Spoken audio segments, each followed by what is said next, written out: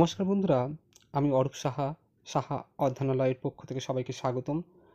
তোমরা এখানে দেখতেই পাচ্ছ যে আজ আমি কী নিয়ে আলোচনা করতে চলেছি। কলকাতা বিশ্ববিদ্যালয়ের আবশ্যিক বাংলা সাজেশন 2024, অর্থাৎ আজকে কিন্তু আমি এই ভিডিওর মাধ্যমে বাংলা অনার্স, বাংলা জেনারেল যাদের আছে, অর্থাৎ বিএনজি জি জেনারেল এলসিসি 241, অর্থাৎ এলসিসি 21, ঠিক আছে, এইটা কিন্তু আমরা কিন্তু আজকে সম্পূর্ণ সাজেশানটা আজকে দেব এই ভিডিওর মাধ্যমে। প্রত্যেকের একটা কাছে অনুরোধ রইল ভিডিওটি পুরো দেখার জন্য। সম্পূর্ণ দেখো, বোঝো, এবং সঙ্গে সঙ্গে আমি এর সিলেবাসটাও বলে দেব, আর কেন কোন প্রশ্ন কেন এত গুরুত্বপূর্ণ হচ্ছে সেটাও আমি জানিয়ে দেবো। আর যে বিষয়টা থাকছে এলসিসি 2 1 পেপার, এলসিসি 2 1 পেপার, এটা হচ্ছে 4 মানে হচ্ছে 4 সেমিস্টার, ঠিক আছে। চতুর্থ সেমিস্টারের এলসিসির পেপারটা কিন্তু আজকের আলোচনা হবে। শুধু আলোচনা নয়, প্রশ্নগুলোর গুরুত্ব আমি বলে দেব। আর যেটা বিষয় তোমরা চেক করে নেবে, এটা বাংলা ভাষাবিজ্ঞান, সাহিত্যের রূপভেদ ও কাব্য।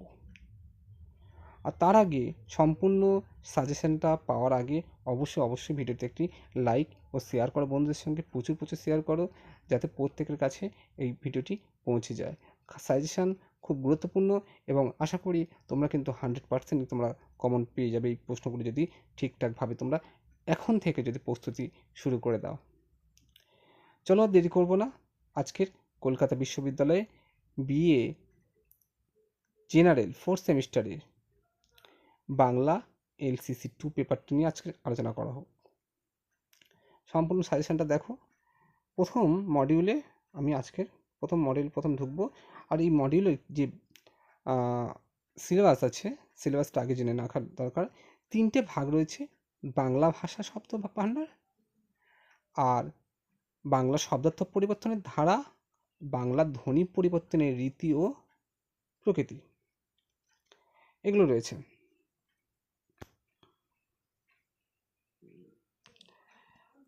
তাহলে এই যে প্রথম যে প্রশ্নটা রয়েছে, এই প্রশ্নর ক্ষেত্রে কিন্তু আমরা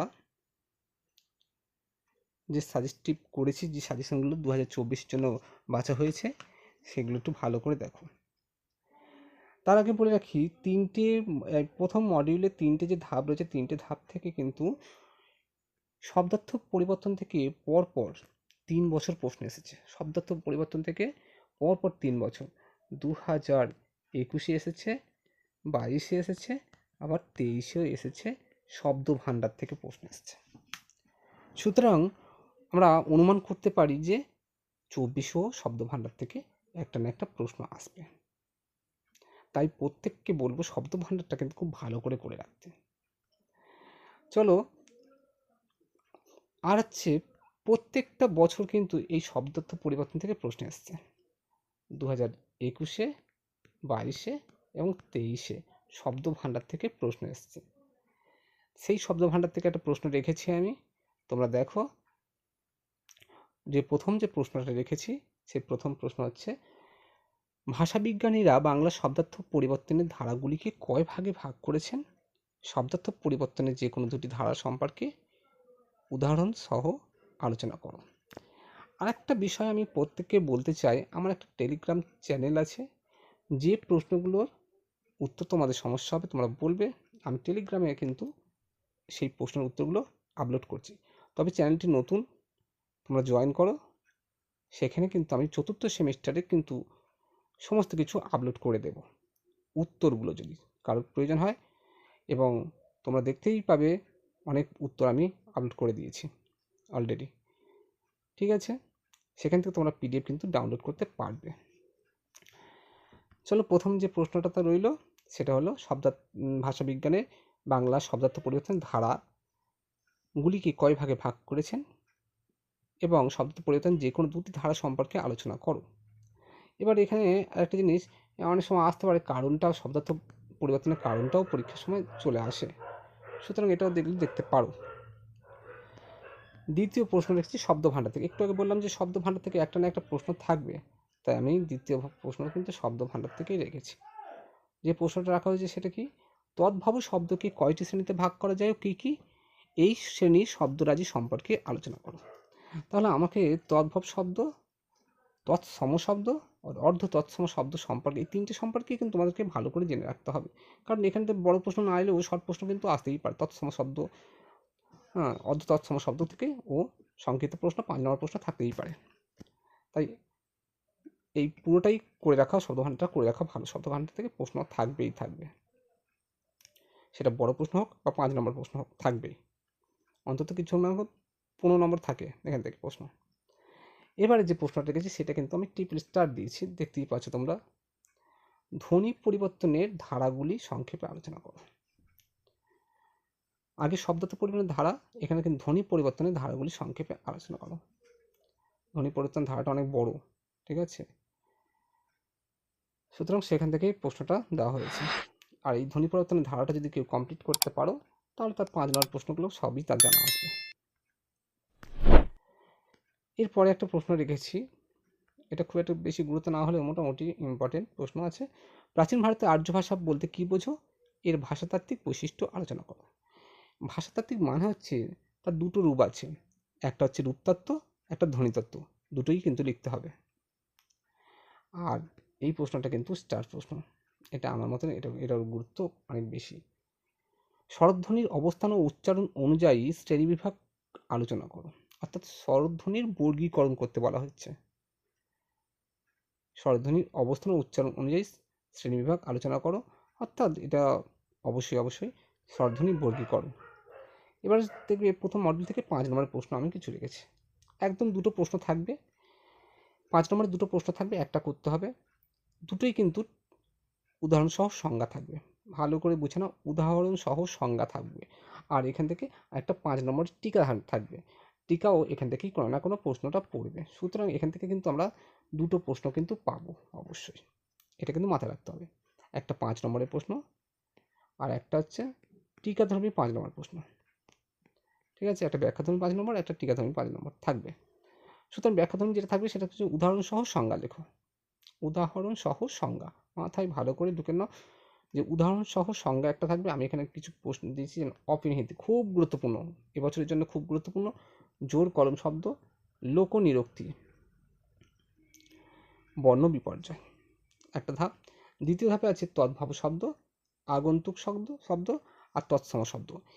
এবারে এখান থেকে যে প্রশ্নটা আছে, এই প্রশ্ন কটা কিন্তু একটা জিনিস মাথায় রাখতে হবে, এই প্রশ্ন, এই তিনটে থেকে কিন্তু টিকাধর্মী প্রশ্ন আসতে পারে, সেটা খেয়াল রাখবে। আর এখান থেকেও আসতে পারে টিকাধর্মী বা বড় প্রশ্ন, অর্থ বিস্তার আর অর্থ সংকোচন। তাহলে বোঝা গেল, তাহলে প্রথম মডিউল হয়ে গেল। এবার আমরা দ্বিতীয় মডিউলে প্রবেশ করব। দ্বিতীয় মডিউলে কি রয়েছে, সাহিত্যের রূপভেদ। অর্থাৎ সাহিত্যের রূপভেদ বলতে যেগুলো আমাদের আছে, আমাদের পড়তে হবে, মহাকাব্য, গীতিকাব্য, ট্র্যাজেডি, কমেডি, পৌরাণিক নাটক, ঐতিহাসিক নাটক, সামাজিক নাটক, সামাজিক উপন্যাস, ঐতিহাসিক উপন্যাস, ছোট গল্পের সঙ্গে উপন্যাসের তুলনা, রোমান্সের সঙ্গে উপন্যাসের তুলনা, প্রবন্ধ সাহিত্য ইত্যাদি এগুলো রয়েছে, এগুলো আমাদের পাঠ্য। এবারে আমি যে প্রশ্ন কটা রেখেছি 2024-এর জন্য, খুব গুরুত্বপূর্ণ প্রশ্নগুলি কিন্তু এখানে তুলে ধরা হয়েছে, তোমরা কিন্তু এগুলো ভালো করে দেখো। প্রথম যে প্রশ্নটা রেখেছি সেটা হচ্ছে মহাকাব্য থেকে, এবছর কিন্তু আসার চান্স অনেক বেশি। আর যদি বড় প্রশ্ন না আসে তাহলে কিন্তু শর্ট প্রশ্ন কিন্তু আসবে, 5 নম্বরের প্রশ্ন আসবে এখান থেকে একটা, এটা শিওর। বড় প্রশ্ন যদি না আসে 5 নম্বরে আসবে। 5 নম্বর কী ধরনের প্রশ্ন আসবে সেটা আমি বলে দিচ্ছি। যে মহাকাব্যের মধ্যে একটা মহাকাব্য আছে সাহিত্যিক মহাকাব্য, সাহিত্যিক মহাকাব্যের বৈশিষ্ট্য সংক্ষেপে আলোচনা করো, এটা 5 নম্বর থাকতে পারে, এটা কিন্তু মাথায় রাখবে, এটা কিন্তু 5 নম্বরে থাকতে পারে যদি বড় প্রশ্ন না আসে। চলো তাহলে প্রশ্নটা দেখে নেওয়া যাক। মহাকাব্যের স্বরূপ ও বৈশিষ্ট্য আলোচনা করে 19 শতাব্দীতে রচিত একটি সাহিত্যিক মহাকাব্যের সংক্ষিপ্ত পরিচয় দাও। আর ভিডিওটি সম্পূর্ণ দেখো, অনেক কিছু জানতে পারবে। টেলিগ্রামে যুক্ত হয়ে যাও, আমি টেলিগ্রামের লিঙ্ক আমি কিন্তু ডেসক্রিপশন বক্সে দিয়ে দিয়েছি, সেখান থেকে দেখে নাও, লিঙ্কে যুক্ত হয়ে যাও। যদিও টেলিগ্রামটা আমি সবে নতুন চালু করেছি অনেকদিন আগে, কিন্তু কাউকে দিইনি বা কার এমনি পড়েছিল, আমি এবারে এটা শুরু করছি, মানে সময়ের অভাবের জন্য করতে পারিনি। সুতরাং তোমাদের যে সমস্ত উত্তরগুলো প্রয়োজন হবে আমাকে বলবে, আমি দেওয়ার চেষ্টা করব। আমি টেলিগ্রামে পিডিএফ দিয়ে দেবো। আর অবশ্যই কিন্তু লাইক দিও, শেয়ার করো বন্ধুদের সঙ্গে, আর কমেন্টে জানাও কেমন প্রশ্ন হয়েছে। তারপরে দ্বিতীয় প্রশ্ন, গীতিকবিতা। গীতিকবিতা বলতে কি বোঝো? গীতিকবিতার বৈশিষ্ট্য আলোচনা করে যে কোনো একজন কবির কাব্য সম্পর্কে সংক্ষেপে আলোচনা করো। খুব গুরুত্বপূর্ণ প্রশ্ন, এটাও খুব গুরুত্বপূর্ণ প্রশ্ন। গীতিকবিতা, গত বছর গীতিকবিতা থেকে 5 নম্বরের প্রশ্ন এসেছিল, গীতিকবিতার বৈশিষ্ট্য। এবারে কিন্তু দুখানা, কিন্তু এই দুটোর মধ্যে একটা পরীক্ষা আসতে পারে, আবার বলছি এই দুটোর মধ্যে একটা আসতে পারে যদি আসে, আর তারপরে দুটো থেকে একটা আসবে 100%। এই দুটো থেকে তো একটা আসবে, ঠিক আছে। আর তারপরে হচ্ছে এই প্রশ্নটা একটা কমন আসতে পারে। শুনতে বেশ ভালোভাবে বুঝতে পেরেছ? সুতরাং দুটো ধাপ তোমরা করলে কমন পেয়ে যাবে। এটা আছে, ট্র্যাজেডি কাকে বলে? স্বরূপ ও বৈশিষ্ট্য উল্লেখ করে বাংলা সাহিত্যে একটি সার্থক ট্র্যাজেডি নাটক আলোচনা করো। ঠিক তেমনই কমেডির সংজ্ঞা ও বৈশিষ্ট্য নির্দেশ করে যে কোনো একটি বাংলা কমেডি নাটক সম্পর্কে আলোচনা করো। কমেডিটা এবছর কিন্তু খুব বেশি ইম্পর্টেন্ট, এটা মাথায় রাখবে। কমেডিটা কিন্তু খুব বেশি ইম্পর্টেন্ট, স্টার দিয়েছিলাম, ঠিক আছে। এরপরে যে প্রশ্নটা আছে, ছোট গল্পের বৈশিষ্ট্য আলোচনা করে ছোট গল্পের সঙ্গে উপন্যাসের পার্থক্য। এই প্রশ্নটা যদি বড় প্রশ্ন হিসেবে না আসে তাহলে কিন্তু পার্থক্যটা কিন্তু 5 নম্বরে দিয়ে দেবে, 100% দিয়ে দেবে। 10 নম্বরে আসার চান্স সব থেকে বেশি, 99%। এই প্রশ্নটা কিন্তু 10 নম্বরে আসার চান্স আছে। আর কমেডিটা, এটা যেন খেয়াল থাকে। চলো, যদি না আসে, অনেকে শুধুমাত্র বড় প্রশ্ন পড়ে যাবে আর শর্ট প্রশ্ন হবে না। শর্ট প্রশ্নগুলো বড়তে আসতে পারে, বড় প্রশ্নগুলো আবার শর্টে চলে যেতে পারে, 5 নম্বরে চলে যেতে পারে। সেটা কিন্তু খেয়াল রাখবে প্রত্যেকে। এখান থেকে আমি কিছু টিকাধর্মী প্রশ্ন দিয়েছি, অর্থাৎ 5 নম্বরের প্রশ্ন। প্রথম প্রশ্ন রয়েছে, রোমান্স ও উপন্যাসের পার্থক্য নিরূপণ করো। খুব ইম্পর্টেন্ট প্রশ্ন। দ্বিতীয় প্রশ্ন, ঐতিহাসিক নাটকের বৈশিষ্ট্য। তৃতীয় প্রশ্ন হচ্ছে সামাজিক উপন্যাসের বৈশিষ্ট্য। চতুর্থ, এটা একটা কমন, একটা কমন, ব্যক্তিগত প্রবন্ধ বা মনমত প্রবন্ধের বৈশিষ্ট্য আলোচনা করো। এটা একটা কমন। এটা হচ্ছে টিকার মধ্যে থাকবে, এটা খেয়াল রাখো, টিকার মধ্যে থাকবে। এই প্রশ্নটা টিকার মধ্যে থাকবে। যে 3টে টিকা থাকে, একটা লিখতে হয়, সেখানে কিন্তু এই ব্যক্তিগত প্রবন্ধটা থাকবে। তারপরে আছে পৌরাণিক নাটকের বৈশিষ্ট্য ও বা লক্ষণগুলি সংক্ষেপে আলোচনা করো। তারপরে আছে ঐতিহাসিক উপন্যাসের বৈশিষ্ট্য। এবারে দেখো মডেল 3 থেকে রয়েছে মেঘনাদ বধ কাব্য প্রথম স্বর্গ, ঠিক আছে। আমার প্রথম স্বর্গ তো আমাদের পাঠ্য রয়েছে। তাহলে এখান থেকে আমি কি প্রশ্ন লিখেছি, খুব কমন পেয়ে যাবে, একদম পুরো একটা কমন পেয়ে যাবে এখান থেকে। আমি এখান থেকে তবুও 5খানা প্রশ্ন রেখেছি, কিন্তু তোমরা কিন্তু এইটা কিন্তু কমন পাচ্ছ। আর একটা হচ্ছে 3টে প্রশ্ন কিন্তু এখান থেকে যদি করো তোমরা কিন্তু পুরো ডিটো পেয়ে যাবে।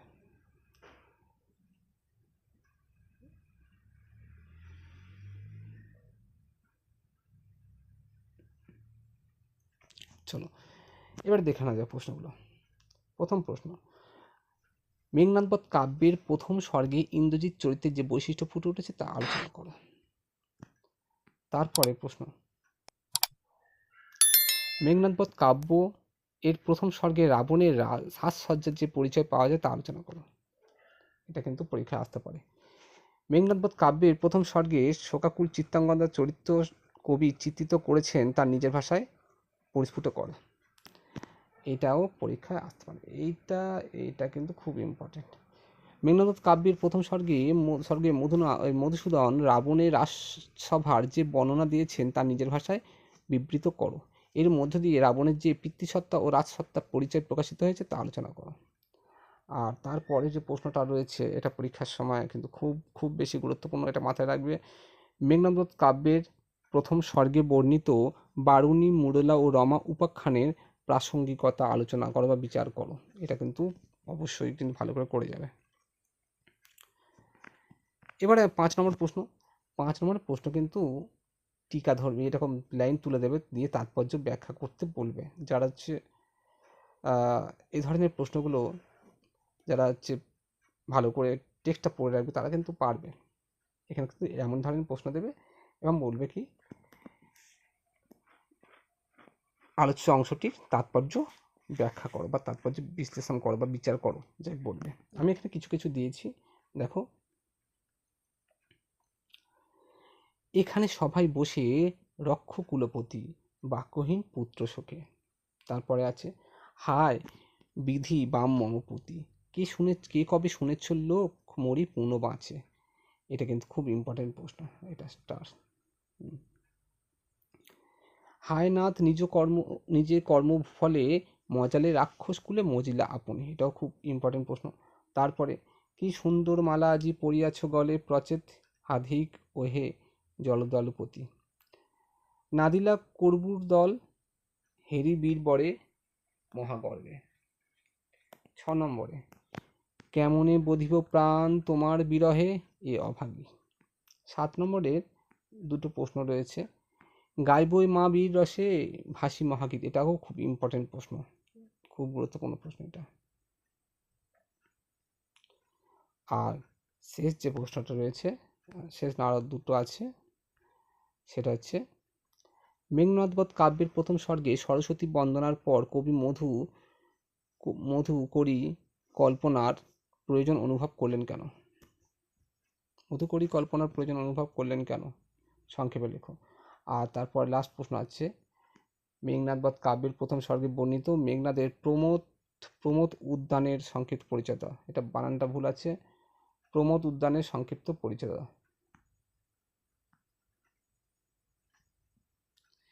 এই ছিল এলসিসি পেপারটা। আশা করি প্রত্যেকেরই সুবিধা হয়েছে। সবাই কিন্তু খাতায় লিখে রাখবে, তাতে তোমাদের উপকারে আসবে।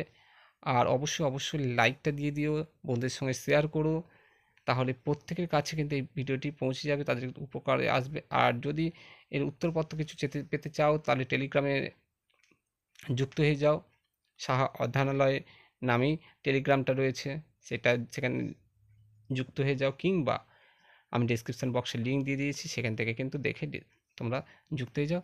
উত্তরগুলো আমি দেওয়ার চেষ্টা করছি। সঙ্গে থাকো, ভালো থাকো। আর অবশ্যই এই সাজেশানটা কিন্তু ভালো করে এখন থেকেই তৈরি করে রাখো।